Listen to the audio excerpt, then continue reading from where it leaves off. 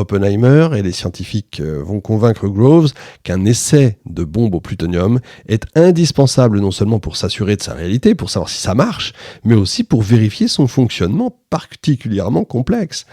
L'essai est programmé dès le printemps 1944 à Alamogordo, près d'une base aérienne, dans le désert du sud du Nouveau-Mexique.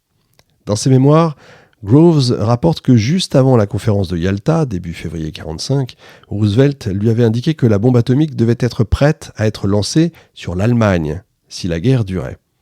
Mais dès que la fin de la guerre en Europe n'a plus été qu'une question de semaines, c'est le Japon qui est devenu la seule cible. En avril 1945, l'état-major prévoyait l'invasion du Japon donc à partir de la fin octobre. Le secret sur le projet Manhattan était tel que la plupart des responsables militaires, figurez-vous, en ignoraient tout simplement la réalité. Ceux qui étaient au courant pensaient que le lancement de 2 bombes atomiques mettrait fin à la guerre. La production d'uranium-235 séparé ne permettait pas en fait, d'envisager un essai. Il y en aurait tout juste assez pour la première bombe à partir de fin juillet 1945. En revanche, les quantités de plutonium disponibles étaient suffisantes pour faire un essai et construire une deuxième bombe. La production de plutonium devait se poursuivre à un rythme continu pour disposer d'autres bombes à partir de fin août 1945. Et l'urgence était telle qu'il fallait tout préparer, encore une fois, avant même d'être sûr que ça fonctionne. Dès le débarquement en Normandie, une mission de renseignement du projet Manhattan, appelée Alsos, sous la conduite d'un colonel et du physicien Goodsmith, avait accompagné les forces alliées, j'en ai déjà parlé. Elle devait rechercher où en étaient les Allemands sur le problème de l'uranium. Et quand le général Leclerc entre dans Paris, vous avez une Jeep américaine qui suit le premier tank. C'était la mission Alsos qui, l'après-midi même, discutait avec Joliot au Collège de France. Encore une fois, je vous renvoie à l'émission sur la bombe française, j'en parle déjà. Cette mission va atteindre ensuite Strasbourg, puis l'Allemagne va réussir à capturer les principaux savants impliqués dans le projet allemand, dont Heisenberg, se saisir des matières premières et de tout l'équipement opérant à la barbe des troupes alliées, bien sûr. Les Allemands étaient en fait très près de faire fonctionner une première pile atomique, uranium et eau lourde, mais n'avaient pas été tellement plus loin. Oui, donc maintenant que vous avez les détails de la fabrication d'une bombe atomique, vous voyez, ils en étaient à peine à la pile, donc vous voyez, ils étaient extrêmement loin de réaliser une bombe. L'entraînement de l'escadrille qui devait être capable de lancer la bombe va commencer au milieu de 1944. Un petit comité autour de Groves a eu à choisir au printemps 1945 les cibles possibles. En fait, il voulait inclure la ville de Kyoto, ville historique, religieuse, parmi les objectifs, mais le secrétaire à la guerre, Stimson, qui connaissait Kyoto, a refusé ce choix. Les matériaux fissiles et les éléments pour réaliser les 2 bombes devaient être acheminés dans l'île de Tinian, dans l'archipel des Mariannes. Oui, ils ne sont pas partis des États-Unis, pour se trouver à une distance acceptable du Japon pour les bombardiers B-29. L'installation à Tinian commence en février 1945. Le convoi emportant le précieux uranium-235 et les éléments de la bombe va quitter Los Alamos le 14 juillet 1945, donc avant même l'essai d'Alamogordo. Ces matériaux ont été embarqués sur le croiseur Indianapolis qui va arriver à Tinian le 26 juillet.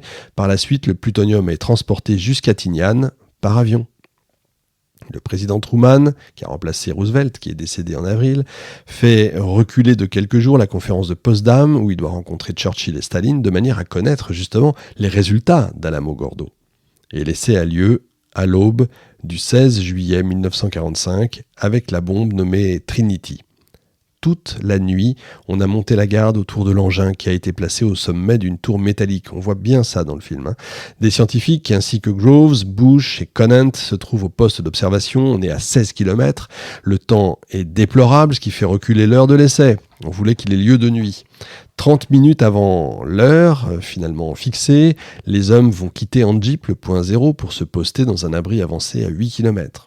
Lorsque le compte à rebours commence, tout le monde se jette à plat ventre, face contre terre, des lunettes noires sur le nez, les pieds en direction du point zéro. À 5h30, vont se produire pour la première fois dans l'histoire une lumière aveuglante et la fameuse boule de feu. Fermi se dresse, lâche une poignée de petits papiers. Quand l'onde de choc est arrivée, il a pu mesurer comme ça la puissance de l'explosion, confirmée ensuite par l'enregistrement des mesures sophistiquées. à son maximum. La boule de feu dont le cœur va atteindre une température supérieure aux millions de degrés va s'étendre sur près de 700 mètres de diamètre. La puissance de l'explosion est évaluée à 18 000 tonnes de TNT. Alors tout le monde s'est congratulé bien sûr, quelques personnes au loin avaient vu la lueur, des vitres avaient volé en éclats à plus de 250 km de là, un communiqué de presse a été préparé annonçant qu'un dépôt de munitions avait sauté accidentellement.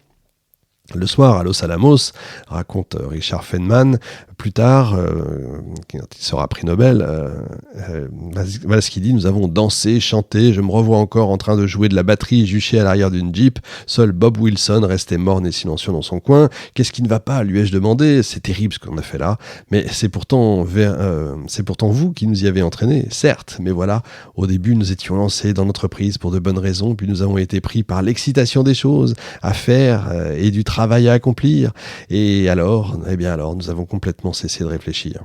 Seul Bob Wilson continuait à penser.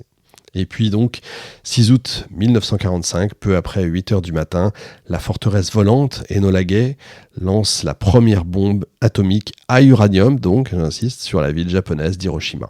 Selon les estimations, le nombre de morts, j'en ai parlé, varie, 60 000 à 200 000, enfin bon, ça change beaucoup.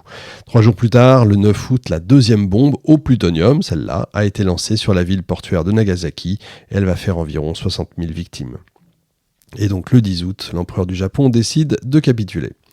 Les bombes d'Hiroshima et de Nagasaki ne furent pas les seuls de la Seconde Guerre mondiale à avoir fait un aussi grand nombre de victimes, évidemment. Et il ne faut pas croire que c'est les bombes les plus puissantes. Le bombardement de Tokyo, avec des bombes incendiaires dans la nuit du 9 au 10 mars, va faire plus de 80 000 morts. Celui de Dresde, en Allemagne, la nuit du 13 au 14 février 1945, a tué de 135 000 à 250 000 personnes. Mais la destruction de chacun des deux ports japonais a été due à chaque fois, c'est ça qui change, à une seule bombe d'un type inconnu à l'époque. Et sitôt après le retour de l'Enola Gay, un communiqué de presse a été diffusé au nom du président des États-Unis.